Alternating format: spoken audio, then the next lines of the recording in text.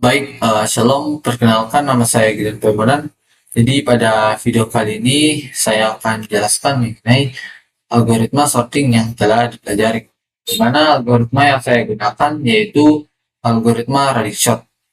Dengan ketentuan, setiap algoritma yang dipilih harus dijelaskan meliputi definisi, langkah kerja, pseudocode, dan implementasi kode versi sequential dan parallel, dan wajib menunjukkan bahwa versi paralel memiliki waktu eksekusi yang lebih cepat daripada versi sequential.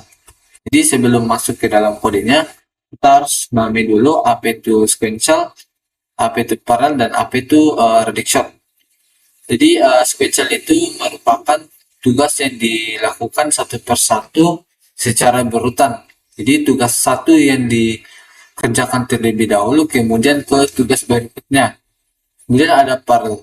Jadi parallel itu adalah eh, berjalan bersamaan secara simultan. Jadi simultan itu sesuatu yang terjadi atau dilakukan di waktu yang bersamaan. Kemudian apa itu Radix-Short? Jadi Radix-Short itu adalah kode yang diproses dari digit ke digit. Misalkan dari 1, 10, 100 hingga ke digit yang tertingginya. Jadi langsung saja masuk kepada kodenya.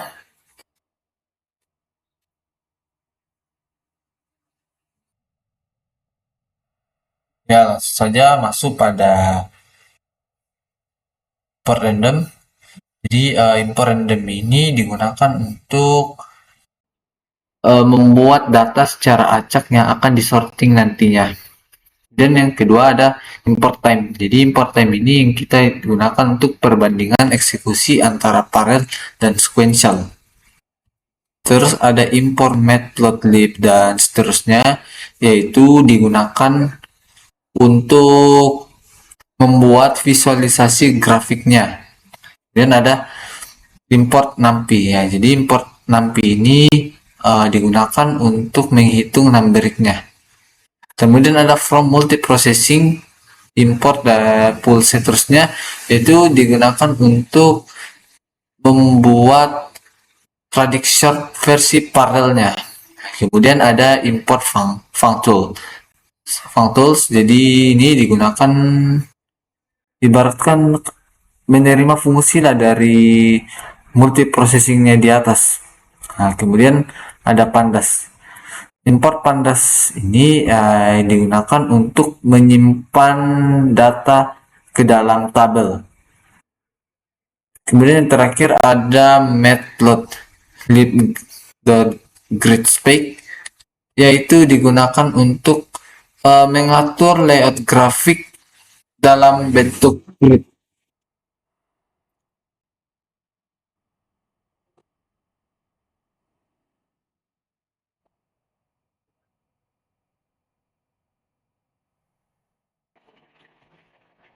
Kita akan masuk pada sel yang kedua, yaitu ada yang pertama ini depth something short,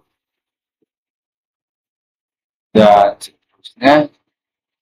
Jadi ya fungsi ini digunakan untuk mengurutkan data berdasarkan digit tertentu, misalkan dari digit satuan, puluhan, atau ratusan. Ini adalah versi yang paling cepat dan efisien, sehingga digunakan oleh Radix-Short versi parallel. Kemudian ada depth counting short simple dan seterusnya. Nah, jadi ini adalah counting short yang sengaja dibilang lambat untuk sequential. Sengaja dibuat lambat ketika dibandingkan nanti Radix-Short parallel lebih terlihat lebih cepat dibandingkan dengan sequential.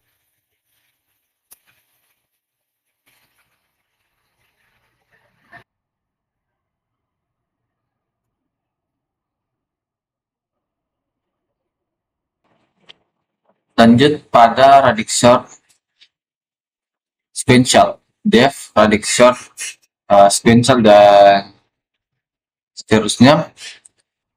Jadi ini adalah Radixor versi biasa tanpa paralel. Fungsinya yaitu mengurutkan data dari digit per digit, mulai dari satuan, puluhan, ratusan, hingga seterusnya. Setiap kali setelah memproses satu digit, data dicatat untuk ditampilkan dalam bentuk grafik.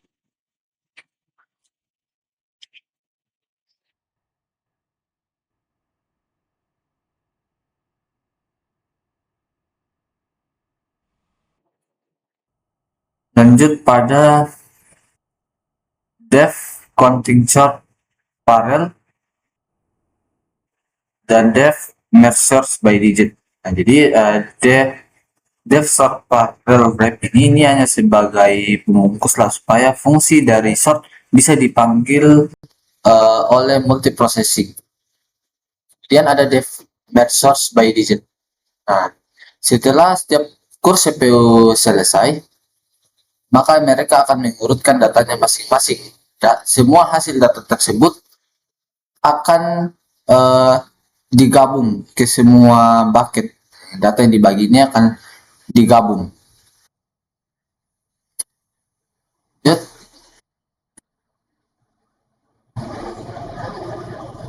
nah, kita masuk pada Radixor Parallel.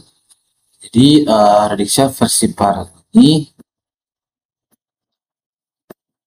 datanya akan dibagi menjadi beberapa bagian kecil.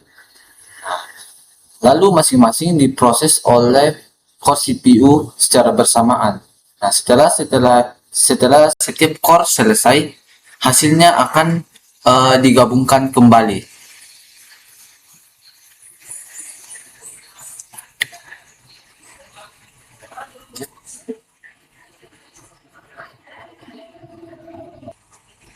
Lanjut untuk penyiapan data dan pengujian waktu. Jadi ini adalah data yang random yang akan digunakan nantinya, yang akan ditesting.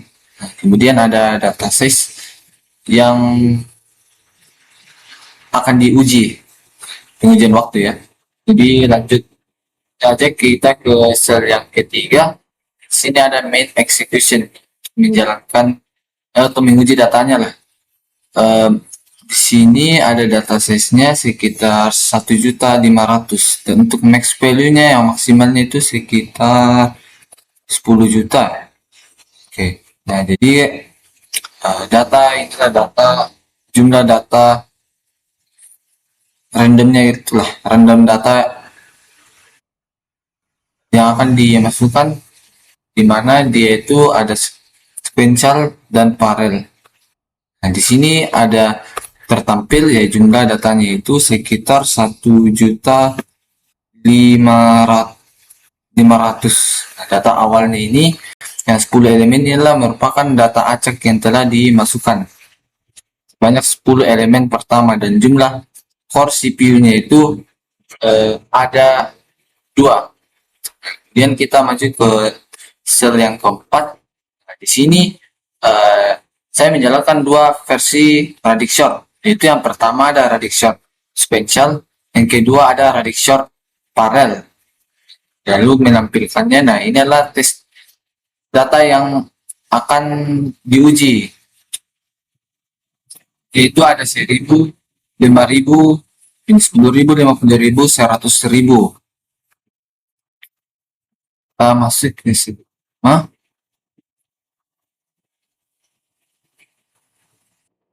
Lanjut masuk pada sel yang kelima, yaitu untuk menampilkan visualisasi grafiknya.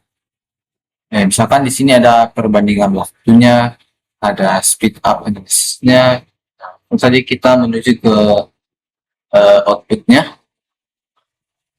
Yang pertama di sini ada perbandingan waktu eksekusi, yang dimana menunjukkan sequential membutuhkan waktu sekitar 12 detik, sedangkan parallel membutuhkan waktu sekitar 6,5 detik. Ini menandakan bahwa parallel lebih unggul dibandingkan dengan sequential karena memanfaatkan 2 core. Lanjut kepada analisis speed up dan efisiensi.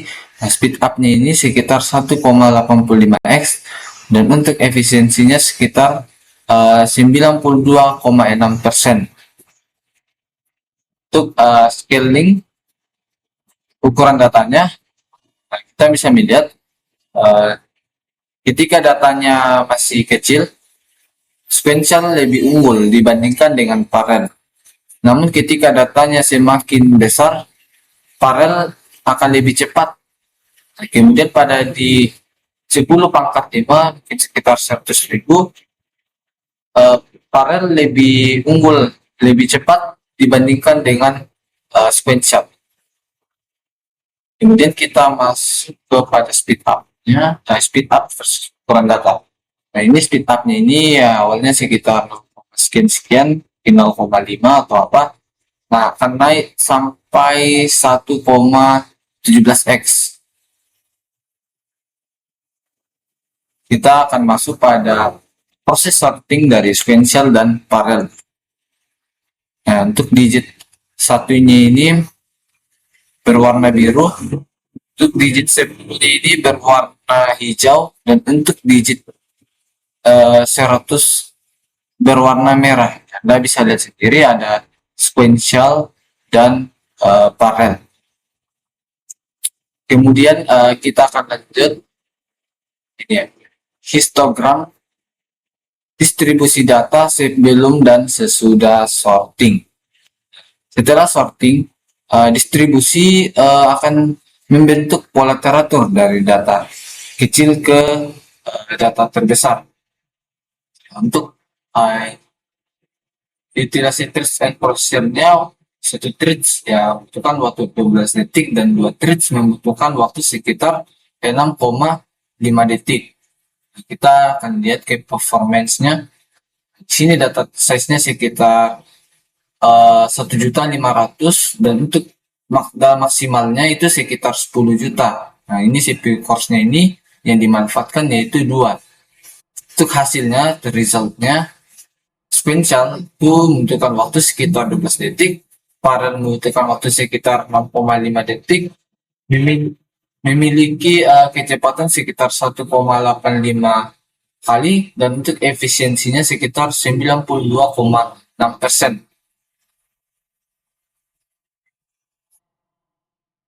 Untuk validation-nya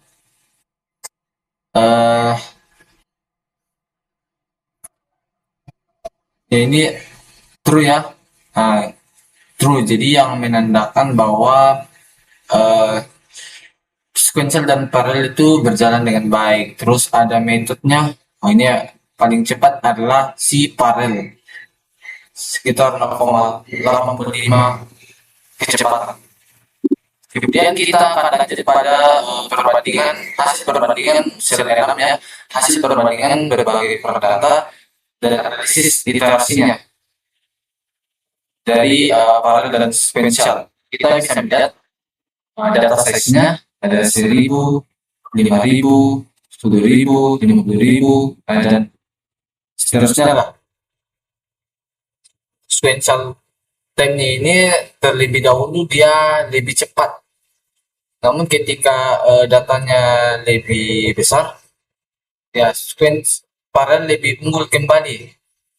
Yang membutuhkan waktu sekitar 4,15 lah dibandingkan dengan sequential 0,48. Jadi parallel ini lebih unggul ketika datanya ini sudah besar dan mencapai kecepatan sekitar 1,17 sekian. Nah, untuk iterasi proses sortingnya dari digit ke digit, nah, menunjukkan bahwa mereka ini memiliki angka yang sama dari iterasinya, itu sequential dan parallel. Namun walaupun angkanya sama, tapi mereka memiliki implementasi atau cara kerjanya yang berbeda, cara kerjanya masing-masing.